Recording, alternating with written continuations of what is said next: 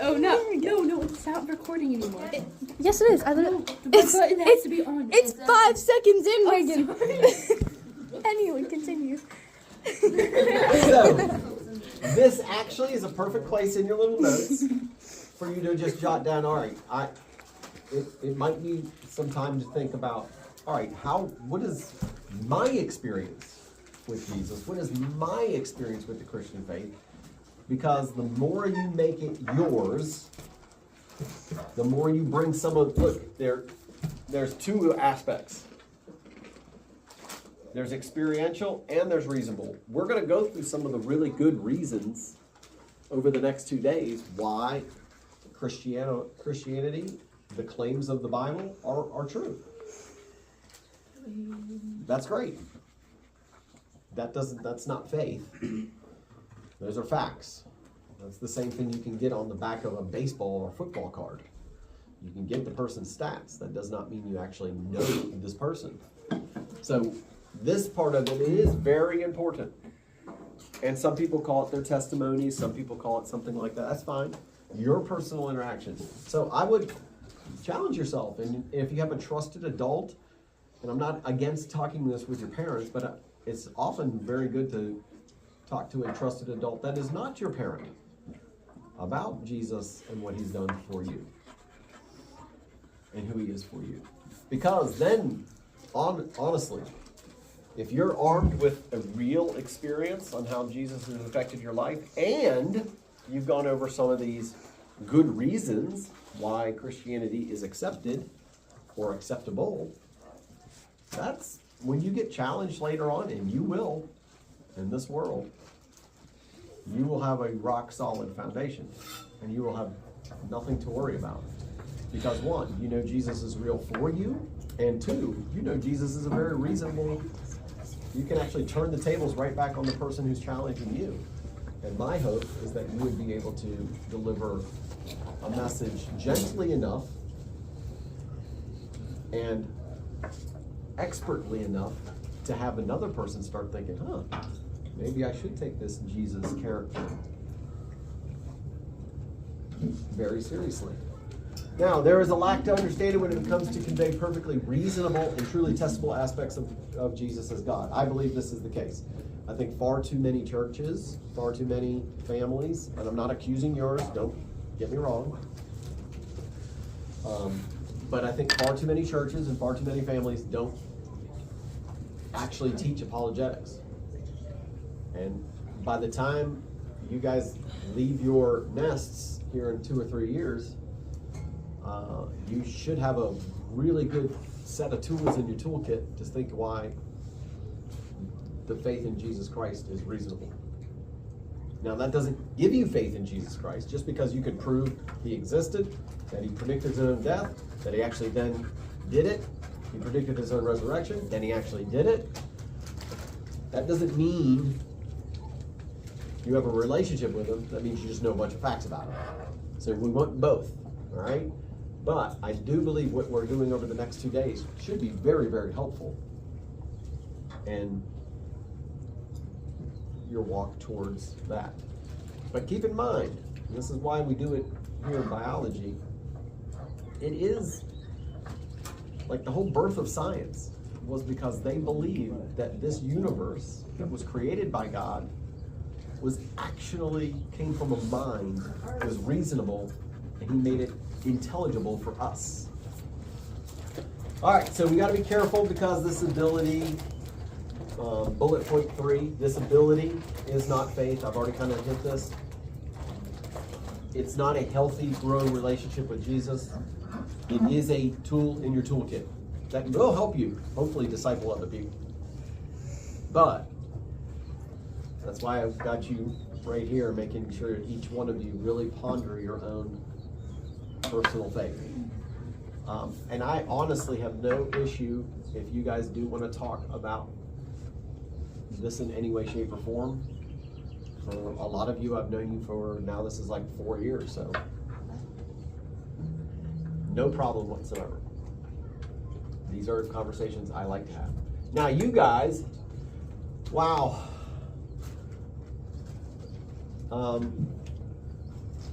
need to realize that you're in a long list of people that used apologetics. Paul often defended his faith with real testable evidences.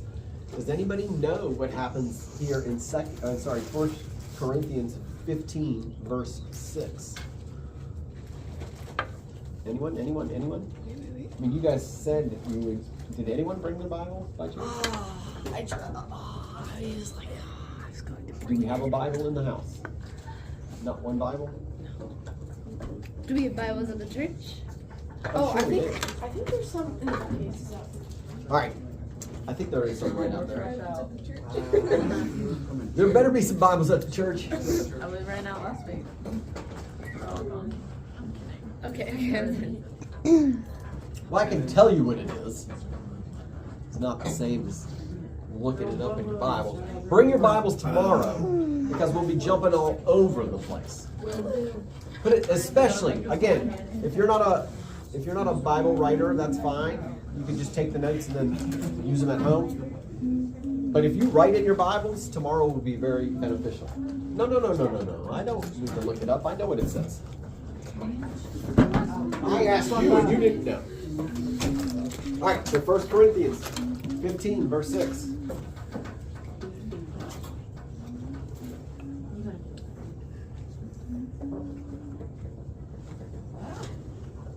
Now, Paul has a slight advantage that he had in this time when he was using this apologetic than we do. Here's what he says in 1 Corinthians 15, verse 6. After that, he appeared to more than 500 of the brothers at the same time, most of whom were still living through, some having fallen asleep. All right, so right here in verse 6, after he gives a really great definition of the gospel, by the way, he literally says to the Corinthians, then Jesus appeared to 500 people, most of who are still living. Some have fallen asleep, some have died, but most of them are still living. What is Paul actually challenging those Corinthians to do? Wake up. No?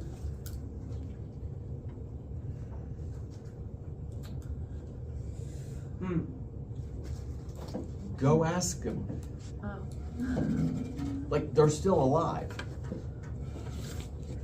Find them. If you're doubting it, go find a person. First of all, Jesus appeared to Paul when he was resurrected. But if you don't believe that, go ask one of the 500. Literally, go test it. Now, is there anyone still alive that has seen Jesus resurrected? No. No, so we don't have that advantage that Paul had, but Paul, notice the tool that he's using. He's using an apologetic tool. He's not trying to say, hey, I'm right, you're wrong. He's like, no, go. Go ask somebody. You might not be able to find one, but there are 500 of them. Maybe you find somebody who does know one of them. The church was pretty concentrated in one little area. Now, it's still pretty broad in Asia, but it is only one area of the world at this time. And so him saying that was literally telling them, hey, go test it. Go look. You'll see. So, Jesus did many signs and wonders, but John 12, 37 through 40. I was learning. The conversion of Paul is centered around two main actions. So, this is actually one of the most quoted Old Testament quotes in the New Testament. It might be number one. I should know that fact offhand, but listen to what Jesus says, because this is important. Through 40. 40 got you. Even after Jesus had done these miraculous signs in their presence, they still would not believe in him. This was to fulfill the word of the prophet Isaiah the prophet. Lord, who has believed our message, and to whom has the arms of the Lord been revealed? For this reason they could not believe, because as Isaiah says elsewhere, he has blinded their eyes and deadened their hearts, so they can neither see with their eyes, nor understand with their hearts, nor turn, I would heal them. Nor turn, or I would heal. Thank you. Yeah. And so, in other words, I hope you guys can see this.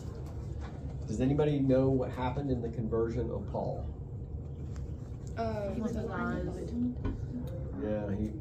the first thing is he actually heard a voice.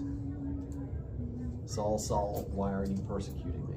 And then he was blinded, but finally, a few days later, what happened? The scales fell from his eyes, and he could see. What do you mean scales? This is the way they kind of, I would not make it as, my guess is his eyes turned from, have you ever seen somebody with, like an old dog with bad cataract or I like something like that? Probably went from something like that to back to clear again, so he could see. So he was blinded, and before this could not hear. And so this idea is actually really true. And so in other words, here's what I'm trying to get at, because I've had many of these discussions myself, especially when we're getting into the topic we're getting into here in a second, is that some people right now, who's, what are you doing? See if anybody else wants to read his stuff. Oh, yeah. I'll do Pass it around. Because we'll run into some other ones. And again, bring your Bibles tomorrow. There are people that aren't, they're just not ready. So Jesus would do a miracle right in front of them. And then they'd ask for a sign.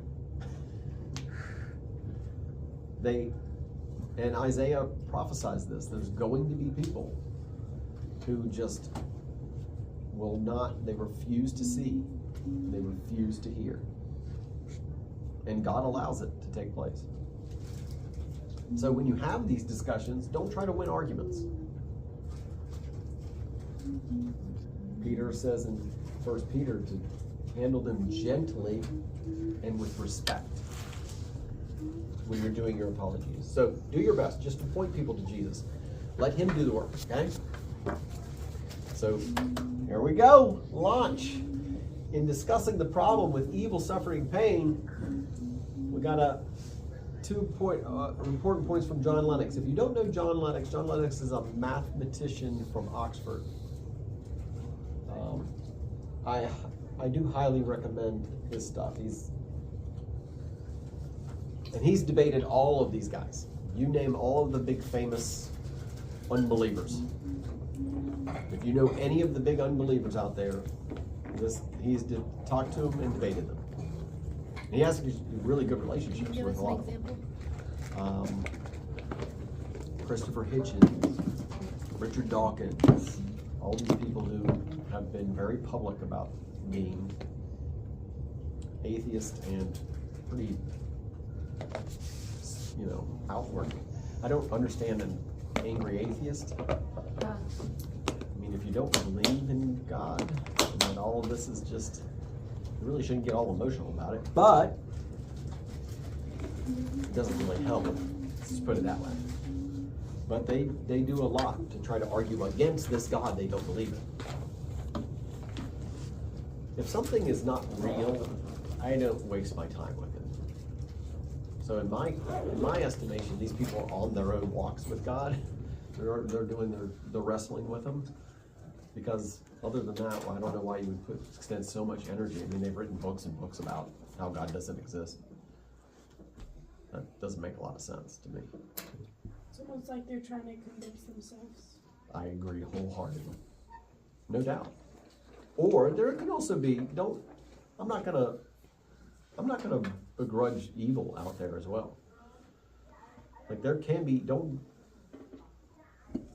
there are people who have put their plot in with evil, with the devil. They don't want a God. They want to be their own God. They've clearly been given this before, and they have decided against it. So be careful there. That's real. And evil want to do anything to knock you guys off of your pathway with God. They'll do anything to do it. But he who is in your heart is greater than he who is in this world. So you do not have to worry about that. So here's one of the things that I learned from him. This is the reality on this fallen earth. It's called beauty and barbed wire is what he called it. And I think it's a great way to look at it. Like most of us can go outside, and I'm glad you guys have been doing that, but at least looks like it. For our last assignment last week, you were supposed to go outside. And if you spend time in nature, I would say 98% of the people in the world would look at nature and go, this is awesome.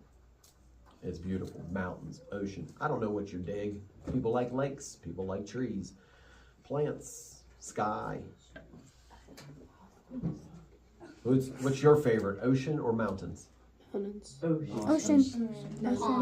Beaches. A good pond with some good fish.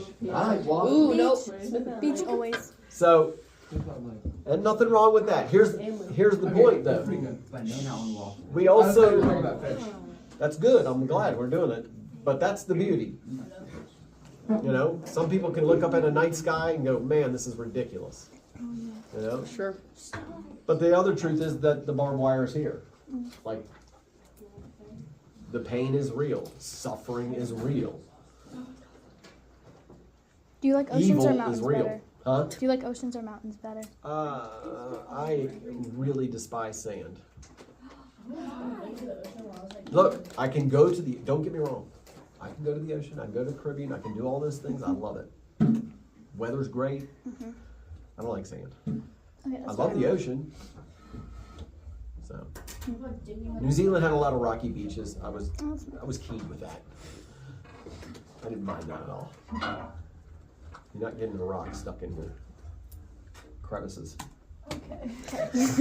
Oh, everyone here knows what I mean. Yeah. Sand is horrible. That's the giggle. We got to watch out for nonsense questions. All right. And here's the one I want to start you with, because this is where we're going to end. If this is the truth, if we have a world that has both beauty and barbed wire in it, okay, that has both, the question then is there any evidence that there's a God we can trust with it? That's where we start getting in. Because here's what you got to realize. There is not one apologist, I don't care how good you are, and that includes me. There's not one apologist or a believer in Jesus who's going to be able to fully explain the issues with evil, pain, and suffering. Now, I do hope to lay out some things here that will hopefully shape the way you can think about it and offer other people a hope that no other worldview can offer. Zero. I don't care what you think, and we'll talk about this in a second. No other worldview can offer you what Christianity does. And I think that's really cool when it comes to evil, pain, and suffering. And so we'll get back to this. I believe there is a God who you can trust with it. All right. Awesome. It's important to truly understand the person behind the question. So right now, it's you guys. You guys are the ones who asked this question to try to get some apologetic tools for it. But when you have these discussions with other people, they could be coming from a different framework. In other words, many of you, look, even if you didn't come from a really strong Christian home, I believe some of you have come from a very strong Christian home, which is great. I do know this, at Compass, you're going to get a very strong Christian environment and education. You just are. So that's not where other people could be coming from. They could be raised by a bunch of people who don't believe in God at all and think everything's natural. They could be raised by people who don't give a hill of beans about either one. I don't care. Agnostic. Is there a God? Maybe. Do you put any thought into it? Not really. Could be not. It could become from something that's impersonal, theistic. In other words, some of the things like the Hindu gods, where they're not really personal gods. They're just people you have to appease. Or they could actually be coming from a very religious setback. We've got to watch out for religion. I will be perfectly honest. Jesus was probably most angry and most disappointed and most corrective with guess who? Religious people and his own disciples. Like if you look at the two people he had the most conversations with and the most like, oh my gosh, how many times do I have to do this? It was the Pharisees, the scribes, the Sadducees, all the religious people, and it was his own disciples. And so in other words, we got to be careful in trying to figure out where this question is coming from. Because I'm going to be honest with you, in my experience, people who have a huge problem with evil, pain, and suffering come from one of two things. One, a confusion about what Christianity actually says about it. We're going to clear that up. All right? And then two, they've been hurt. There's real pain. Cancer, lost a child, hurt by the church, had a abusive parent. All of these things pile in, and it ends up being what they see. They see only evil. They see only pain. They see only suffering. So even offering them right now a God who can do something with it is very difficult. And so what you want to do is you got to try your best to understand. Because I do believe if you're going to get in a conversation with people that doubt that God exists and doubt that Christianity is true, one of their main reasons they're going to doubt it is, guess what? Pain and suffering. Yeah. Pain and suffering. Why is it? How can a God allow childhood cancer? Like, in one tsunami, 250,000 people died. Where was God? This is what you're going to get. All right? And to be perfectly honest, you might not have an answer. And I'm not saying I have a complete answer for it. But, in other words, we have to understand how evil, pain, and suffering are defined and understood. A lot of people coming from these areas, some of these people won't really even have categories for it. For instance, if you're coming from a naturalistic or atheistic, there's no God, then everything is kind of naturalistic. They quote unquote call it evolved. And there's no real right or wrong. How can anything be right or wrong when everything's just made up by random chances? In other words, they don't have a category for good and bad. They're not going to sit here and say that childhood cancer is good. They'll just think it's part of the nature. But since they don't really have a category for what is good and bad, because there's really no such thing as morals, if everything's just random chance, then you have to understand that they don't really have a idea. In fact, it's one of the hardest ways. You don't have a category for it if you believe everything is just, even I've read some of these books by some of these guys, and they're like, I know, this is their sentences too, I know that my child is just a biological machine, and yet I still love them. And I know there's no real such thing as love. Like, this is what they're writing in their books. In other words, they don't even have a category for it. So that's a pretty sad way to live. What is there evidence that there is no such thing as love? Well, there would be no God. That's their evidence. We believe God is real, and we also believe God is love, because we believe what the scriptures say. It makes, really, believe it or not, that does make life a lot more explainable. It makes it explainable why you would care about your offspring. Whereas when you don't believe in any of those things. Well, can't they see, like, animals even care for their offsprings? Well, again, remember where we went. They have problems seeing, problems hearing. This is what Jesus said. And so that's why we were to treat them, have a reason for your defense, have a reason for your hope, says Peter. Have an apologia ready, but be gentle and respectful. It's the only way you're going to pull somebody. You can't win an argument and get somebody to go to heaven. Hopefully you can plant the seeds, and Jesus does the get to heaven part. All right? So, here's the big one. We might not understand 100% where they're coming from and how they categorize evil, pain, and suffering. It's really hard for me to feel something for one of these individuals when they don't believe in a God and then they get outraged over something morally bad. Like, how can you get outraged over moral badness when there's no such thing as morals in a naturalistic viewpoint? It doesn't make sense. In other words, it's called cognitive dissonance. They think this thing, but it doesn't live out that way. The reality doesn't equal what they believe. And so, you might not understand that, but it is very important for us to understand what the Christian believes evil is. So, I ask you, let's see if we can get some discussion here. What is evil? Because we believe evil is what leads to pain and suffering, correct? Yep. All right. No. Quickly. It's sharper. Oh, Miles. So, many of us would, in this room, hopefully all of us, if not, hopefully by the end of the next 2 days, you will all claim to be Christians. If you don't, how do Christians categorize evil? Well, isn't evil anything opposite from what God believes? I can't say no, but no. We're gonna say, look, there's evidence. I have evidence. I have the Bible. I use the Bible. Because we gotta watch out with this opposite context.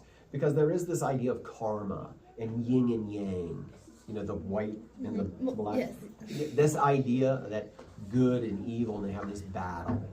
And one of them's gonna win. And we like it when, you know, love wins and everyone lives happily ever after. That is a very popular view. That is not the Christian view of evil. All right? So we got to make sure we get this right, because this is huge. This ends up being pretty big, but I like where we're starting. Anybody else? What is evil in the Christian view? Like, what does the Bible actually tell us evil is? Yes? Like falling into our own desires. All right, we definitely, we have scriptures that we can point to that says that if you're being selfish, you're being evil. But that doesn't define what evil is.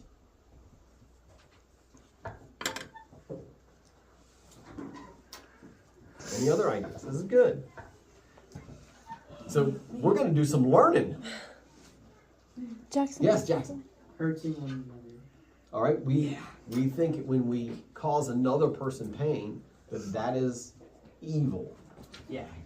All right, I would definitely say that is true. That doesn't really kind of explain like natural like evils, Like, as Christians, like a are you? tornado. Try again. Yeah. Like when Adam and Eve ate the bad Right? fruit. We're gonna definitely we're gonna talk to this story. Now this story helps. It's gonna help us in our understanding. God created a perfect world, and then we chose something else because we. Now we're getting Putting somewhere. other things before God. I can't say no, but I like the track she's on. God created, we won't call it a perfect world, because the Bible doesn't call it perfect. What does the Bible call the Good. created world? Very good. Good, and very good. Right? God created a good world. Good world. Good world. Good world. Good world, created man and woman, very good. Now, I'm going to ask you a question. In that time period, was there evil? No. Ah, so here's the Christian view. Evil is the corruption of what is good. In other words, actually, evil is dependent on good, but not vice versa. This is huge. Like, I just got a chiller moment. What do you mean evil is dependent on good? In other words, you can have good. I just proved it to you. Yes. Without evil. You cannot have evil without good. Doesn't make any sense. Breaking. You can have evil You, with wait. You can't you have cannot have evil. evil without Put it good. this way, there is no demonstration that we've seen in all of creation. We have no record of this either, of having just evil and no good. But why does evil depend on good? Because it is a corruption of what is good. In other words, the only way evil can exist is it can only corrupt that is which is good. At least from the Christian viewpoint. This is what our Bible is telling us.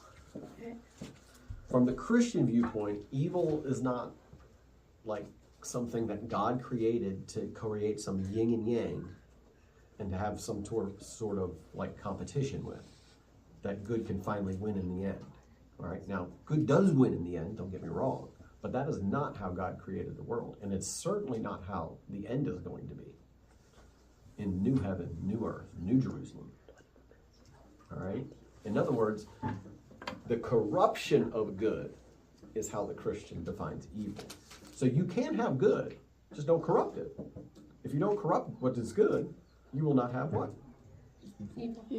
And we believe that evil leads to all these other things. So That evil leads to pain, evil leads to disease, evil leads to brokenness, evil leads to suffering, evil leads to harming another person, evil leads to weather that kills, evil leads to cancer, evil leads to, we believe all of these things.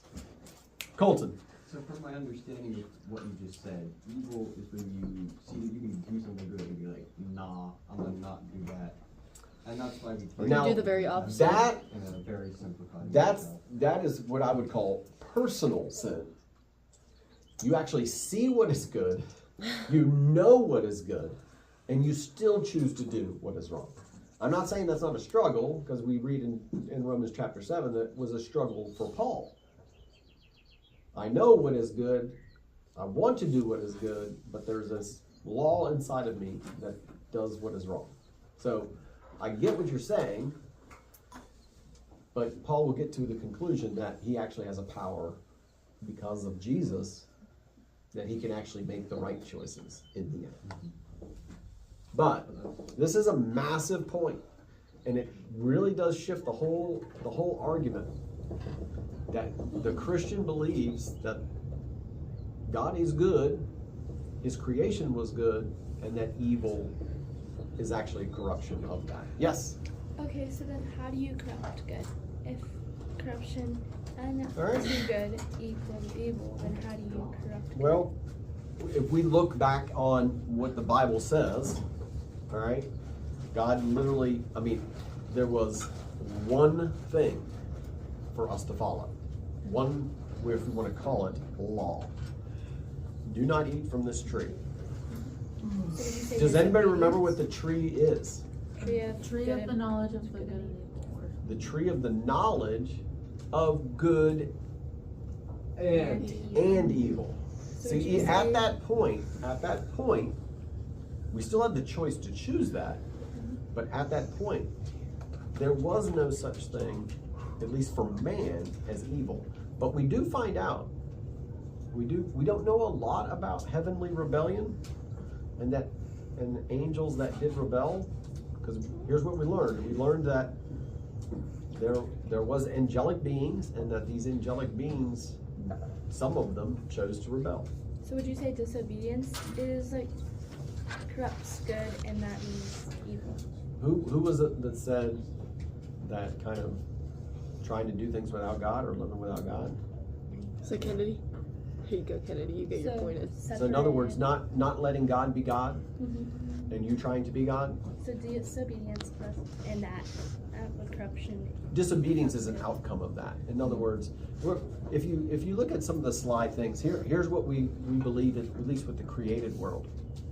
And there's some interesting things that I don't think we can dive into at this level, but for some reason, and we don't know the full reasons right here, but Satan was given the dominion of earth.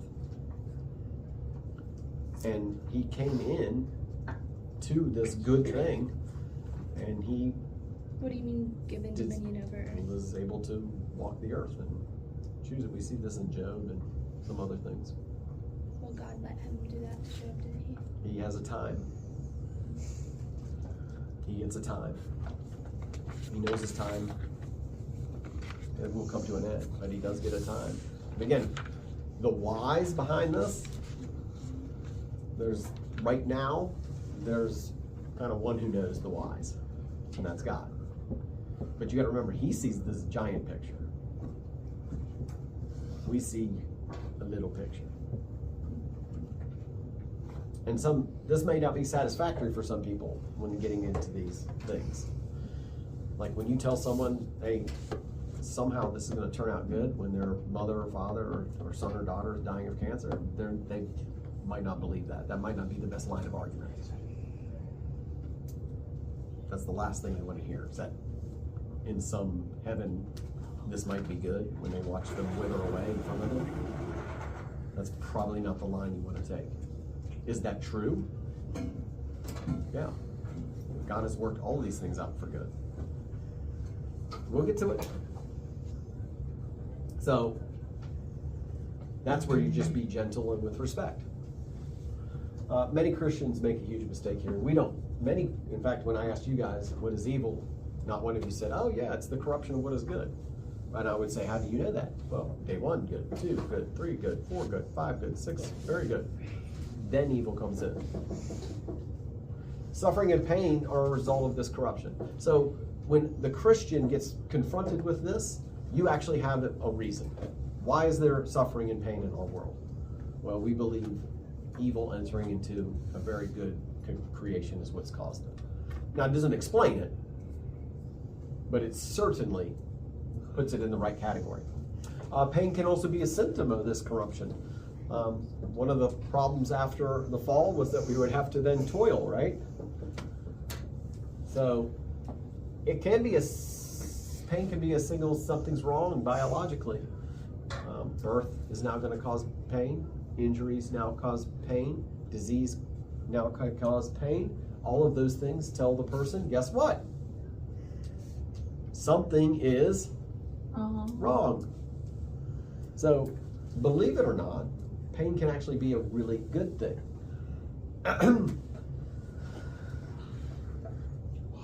So it can be used positively. There's a pretty important quote in Genesis 50 talking about Joseph and his brothers. Does anybody kind of know this? You don't have to hit it exactly, but when you set out to do me harm, God intended for good.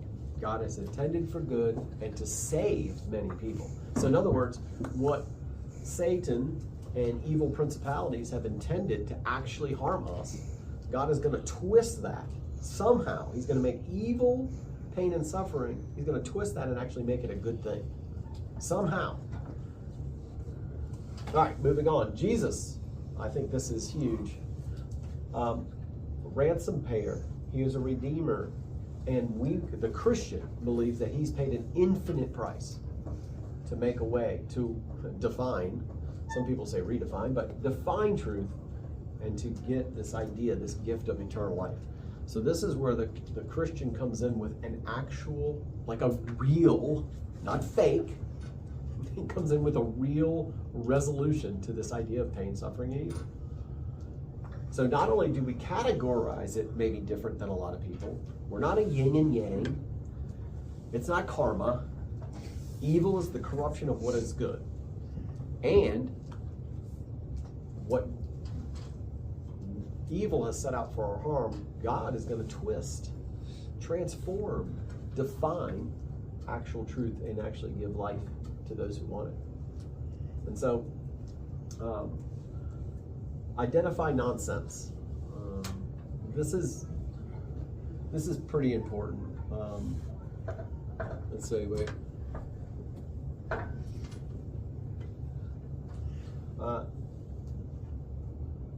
You'll get into a lot of discussions. One of the most important thoughts to take away is that God is at least logical.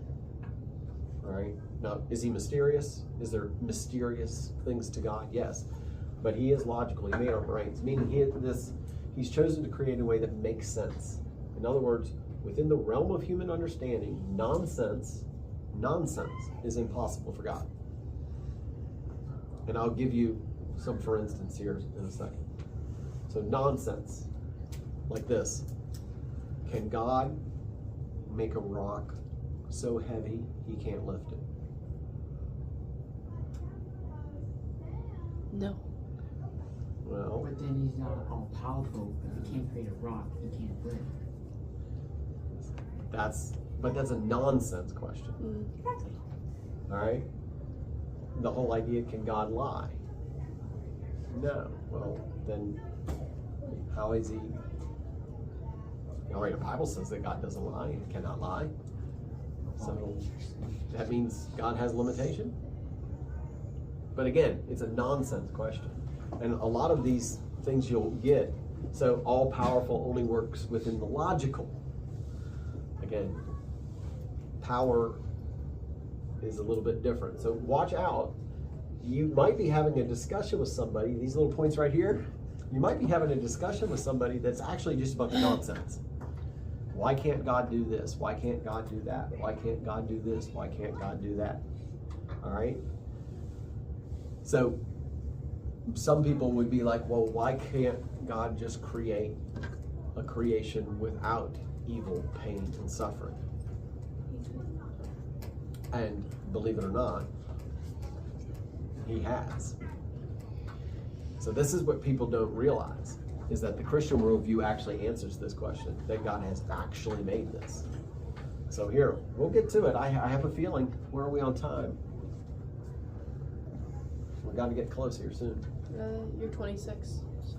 Yeah, we've got about 5 minutes, 10 minutes, 5, 10. 9. 9 minutes, 5, 10. Love is one of these things that's also pretty important.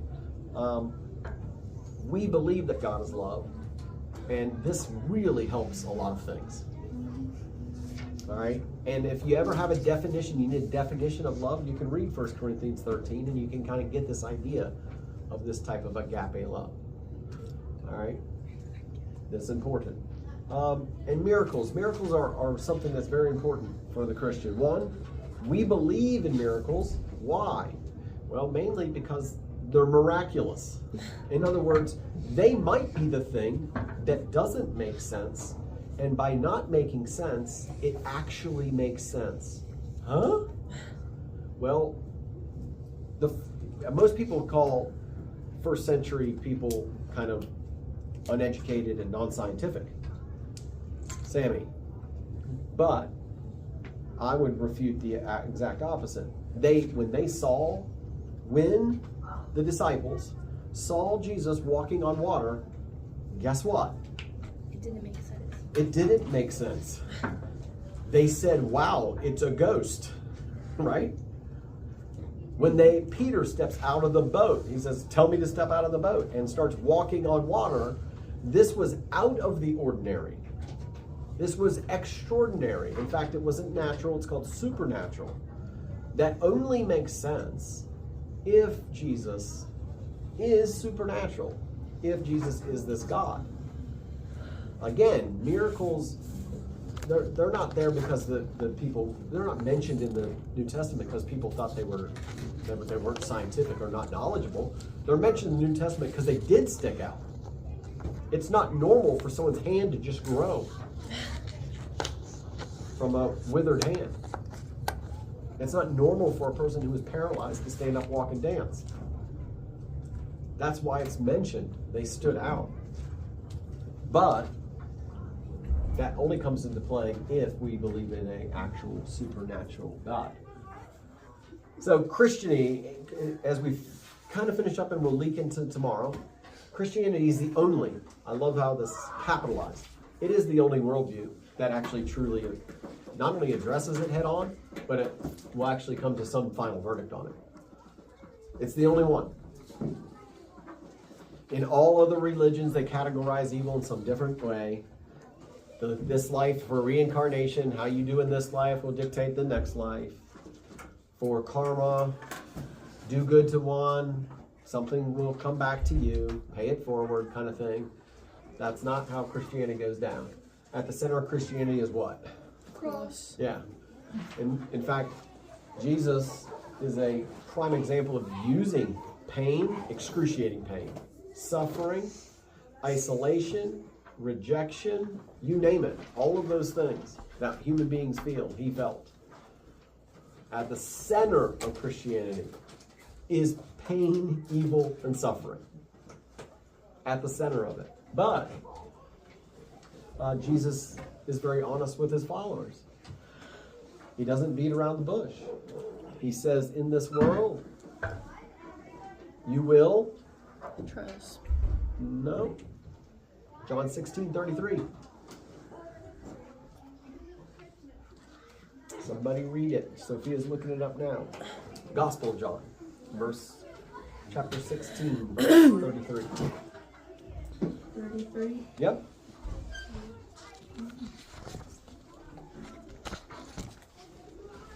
I have told you these things so that in me you may have peace. In this world you will have trouble, but take heart, I have overcome the world. I have told you these things so that in me you will have peace. You know what? In this world you will have tribulation. You will have trouble. But take heart, I've overcome the world. So Jesus is honest. In this world, there's going to be trouble. But Jesus is after another world. Pain is a symptom, that a signal that something is wrong. And if you find out that it's there, I say look to your Redeemer. Any athlete and parent knows that pain can be corrected. Not one person, and this is huge. If you're going to star something right here, this is huge. I don't know what you tell, a grieving parent when their child has. I've been in the situation. I can't say that I have some set script that you just tell a grieving parent when their child has died. But I can tell you this. In the end, no one gets away with it. The Bible is so clear. Like, no one gets away with it. Christianity is the only worldview that not only fully addresses evil, pain, and suffering on the cross of Christ, but that says that in the end, there's going to be a final judgment for every creature in heaven and earth. That this will be addressed. It is one of David's big complaints if you read the Psalms. Why are my enemies prospering? What's going on, God? And God says, I will be the final judge and jury of all of this in the end. So this will bring us, so believe and trust in the big picture. We do believe in this. I think we might have enough time, and this is where we'll pick up tomorrow, because we can roll right in. Revelations 21, 1 through 4. The Christian worldview. This ends like this.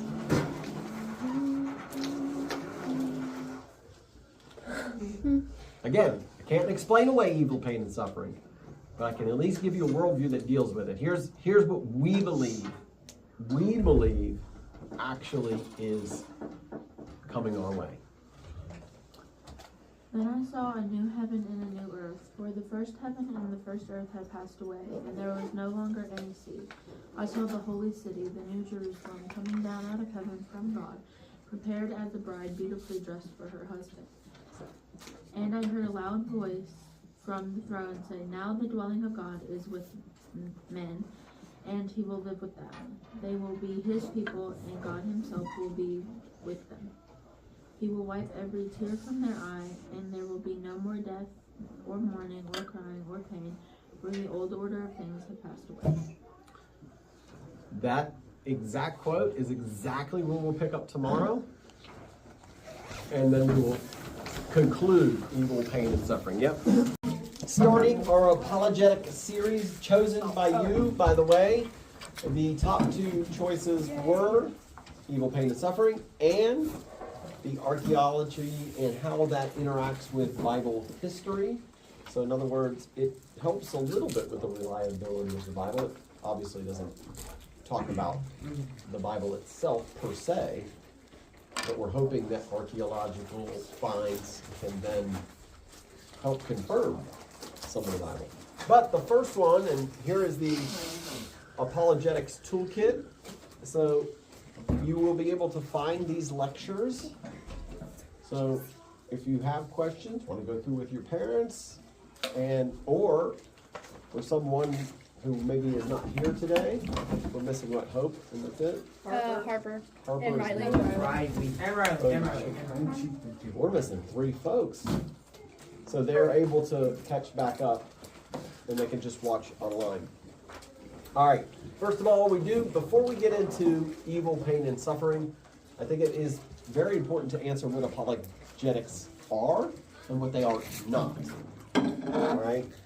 So yes, the Christian faith, it is both experiential, but a lot of people kind of miss this point. It is also very reasonable, meaning you can use your brains.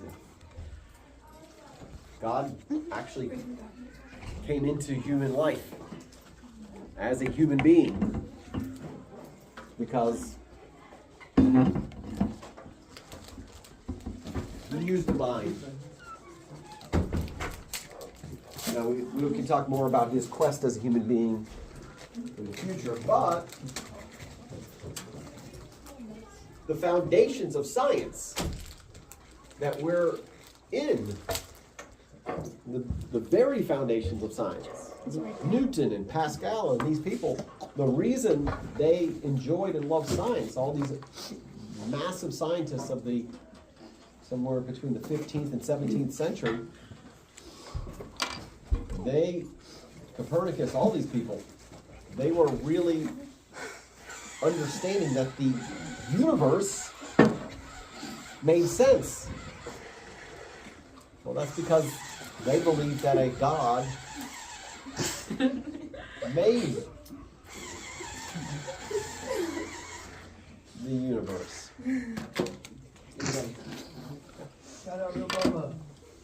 So, that means that parts of what we're talking about are things that you can actually present other people, and they should be testable. Like, you should be able, like in science, to do an experiment and test it. You should be able to do that. All right, so that's good. Most of us are well versed at expressing to others the impact of Jesus in our personal lives. I think that's very important. If you have not thought about this in your own life, I think that's a critical error at your age. Because here's what does happen. A lot of people believe what their parents believe. And that's not bad. But when they finally get challenged, and they haven't put a base on what Jesus has actually done for their own life, when they get challenged by people in the world who are hostile to the gospel, then they often, I don't understand how Rhett can interrupt another class. Another class? I'm sorry. Oh, I love the man. Anyway, when they get challenged, part of the It's mine. It's fine. We're gonna freeze mine. Okay, you're fine. Continue. we're gonna have some board here. That's not. Well, it's facing that thing too. Wait, did you want? That needs to No, be he in. needed to be in that. I was right. So just back it up and you'll get All right, we're both. good. Yeah. Did you hit record? I'll redo it.